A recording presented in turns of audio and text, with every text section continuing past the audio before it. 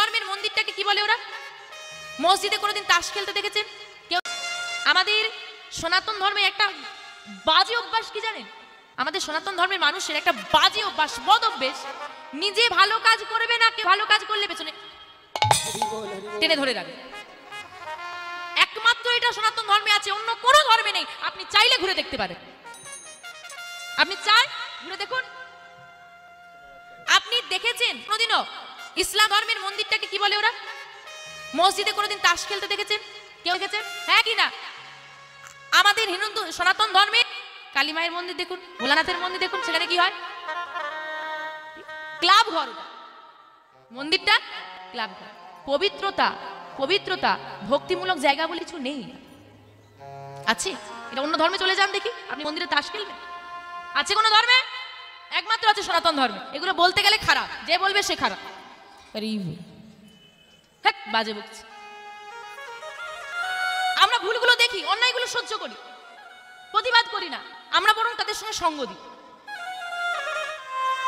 মন্দির একটা পবিত্র স্থান, মানুষ কত ভক্তি নিয়ে সেই মন্দিরে আসে। মানুষ যখন ভক্তি নিয়ে সেই মন্দিরে পুজো করতে এলো, দেখলো পাশে কয়েকজন বসে সিগারেটে ফু দিচ্ছে।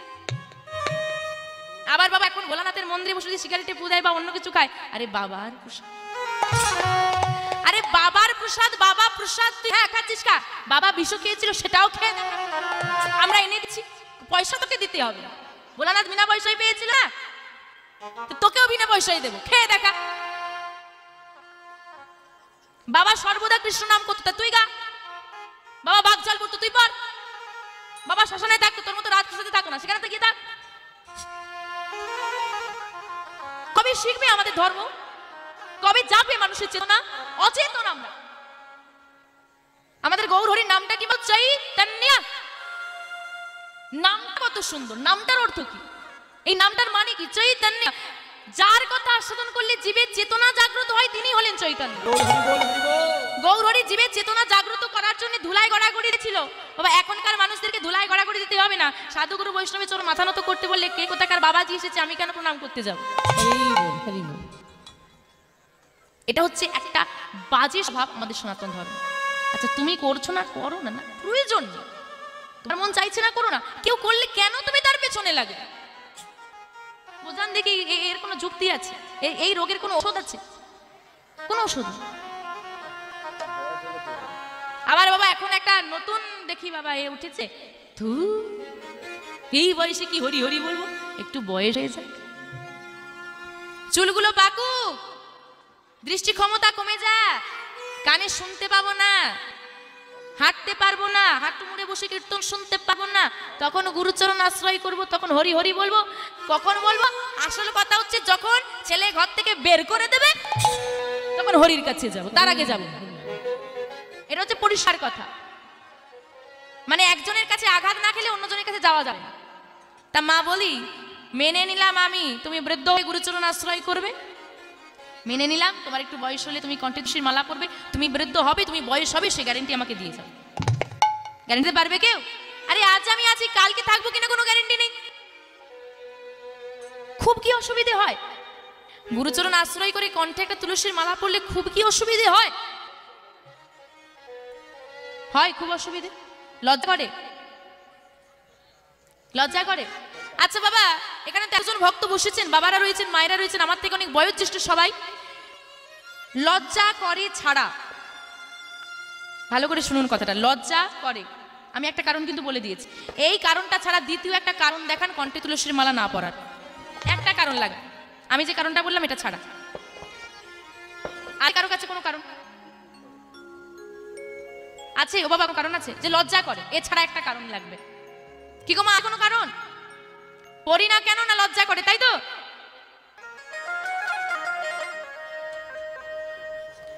এবার বলি মা, দোষটা তোমার নয়, দোষটা তোমার মায়ের। আচ্ছা একটা কথা বলেন দেখি মা, এই যে আমার প্রত্যেক বছর একটা নতুন নতুন করে সিরিয়াল আসে, প্রত্যেক বছর সেই সিরিয়ালের নাম ধরে পোশাক বেরো, পোশাকগুলোর এখানে ফাঁকা, ওখানে ফাঁকা, সেখানে ছেঁড়া, ওখানে অরকম, সেগুলো পড়তে লজ্জা করে, হ্যাঁ কি না? লজ্জা করে না? কিন্তু একটা জিনিস পড়তে এত লজ্জা কিসের? লজ্জাটা করার একটাই কারণ, তোমার মা এর জন্য দোষী।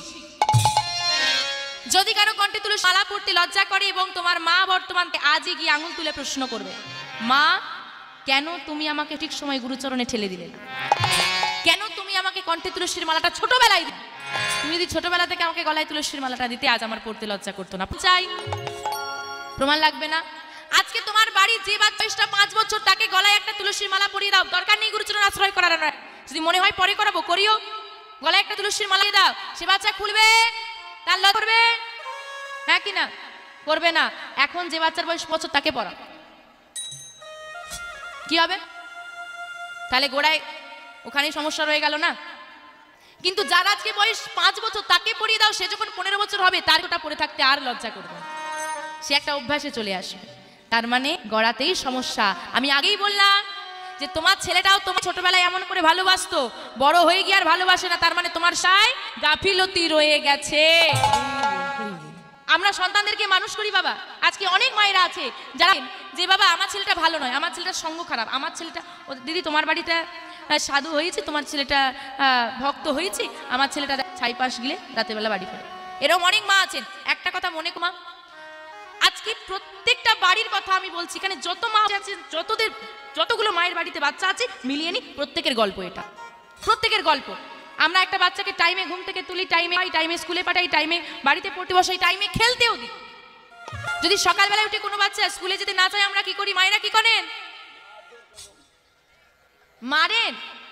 এই রে, আচ্ছা পড়তে না বসলে কি করেন? সন্ধ্যাবেলা পড়তে বসছে না, কি করবেন? ছড়ি নিয়ে বসবে। আচ্ছা বিকেল বেলায় ছেলেদেরকে একটু খেলতে হয়, খেলতে দেন তো সবাই? তাহলে ভেবে দেখুন, খাওয়ার টাইম ফিক্সড, স্কুলে যাওয়ার টাইম ফিক্সড, তাই তো? খেলার টাইম ফিক্সড, রাতে ঘুম টাইম ফিক্সড, পড়তে যাওয়ার টাইম ফিক্সড। আচ্ছা এতগুলো টাইম ফিক্সড করে রেখেছেন, ওই লিস্ট মধ্যে কত কোনো দয়াময়কে সেবা দেওয়ার টাইমটা ফিক্সড করেছেন? আছে কারো লিস্টে যে তোমাকে টাইমে স্কুলে যেতে হবে মানে যেতে হবে? কিন্তু এরকম কি কোনো জোর আছে বাকি আপনার রুটিনে লেখা আছে যে এই টাইমে তোমাকে গোবিন্দের সেবা দিতে হবে মানে হবেই? ঠাকুর ঘরে প্রণাম করার জন্য ছেলেদেরকে পাঠাই? কোনো প্রয়োজনই নেই। তাহলে তুমি ভাবছো কি করে? তুমি যে শিক্ষা দিলে না, ছেলেটা বড় হয়ে সে আচার আচরণ করে, তুমি ভাবছো কেন?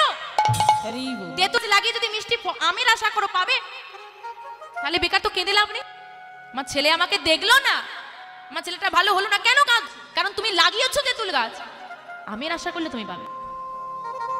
যতক্ষণ কাদার জ্বালাটা নরম থাকবে বাবা, তাকে বাঁকানো যায়। শক্ত হয়ে গেলে, শুকনো হয়ে গেলে কি কোনো বাঁকাতে পারবে? কাদাটা যতক্ষণ নরম থাকবে বাঁকানো যাবে, শুকনো হয়ে গেলে পারবে না। তাই মায়েদের চরণে আমার নিবেদন, প্রত্যেকটা মাকে আমি বলছি, গুরুচরণ আশ্রয় করুন, কণ্ঠে তুলসীর মালা পড়ুন এবং বাড়িতে যে ছোট ছোট বাচ্চারা রয়েছে তাদেরকে গুরুচরণ আশ্রয় করান।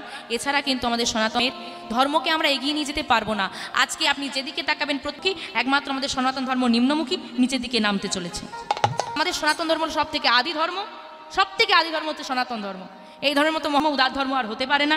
তাই সবার কাছে আমার বিনীত নিবেদন, সবাই গুরুচরণ করুন, অন্তত ভাবুন যে আমি করব। আসুন আমরা ব্রতী যে আমরা আমাদের সনাতন ধর্মকে এগিয়ে নিয়ে যাব। রাধে। আজকে বিহারি বাবা, এই যে বাবা আমরা বললাম আস্তিক নাস্তিক সম্প্রদায়ভুক্ত মানুষ আস্তিক সম্প্রদায়কে ঘিরে ধরছি, তাই আপনারা ভয় পাবেন না, যাবেন, সুযোগ দেবেন না তারা যেন আমাদেরকে ঘিরে ধরতে পারে। যদি কেউ বলে যে তুলসীর মালা পড়েছি ভালো লাগছে না, উত্তরটা তাকে এভাবে ফিরিয়ে দিন যে আমি কোন ধর্মের মানুষের কণ্ঠে তুলসীর মালা পড়েছি, তুমি যে সনাতন ধর্মের মালার পরিচয় কোথায়? বিদেশিদের কণ্ঠে তুলসীর মালা, সনাতন ধর্মের মানুষ হয়ে তোমার গলায় তুলসীর মালা নাই। তোমাকে কেউ প্রশ্ন করে তুমি সনাতন ধর্মের মানুষ, তোমার কোথায়? তুমি কিন্তু দিতে পারবে না। আর একটা উত্তর খুব জমিয়ে দেবেন, যেটা পড়েছি তোর জ্বালাটা, এই উত্তরটা বলবেন, বেশি বলার দরকার নেই, যে আমি পড়েছি তোর জ্বালাটা কোথায়, এটুকু বলে দেবেন, দেখবেন আর কাছে ঘেসবেন। রাধে রাধে। তাহলে বিহারি আজকে গাভীকে খুঁজে নিয়ে খুঁজে পাওয়া গেছে, কিন্তু তখন অন্ধকার হয়ে গেছে। তাড়াতাড়ি করে গাভীগুলোকে নিয়ে বিহারি ফিরে আসছে বাড়ির দিকে। বিহারি বাড়ির দিকে ফিরে আসছে। আর বাবা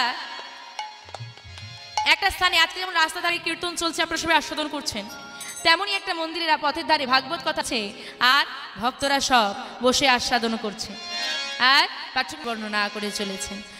এখনো সেই বৃন্দাবনে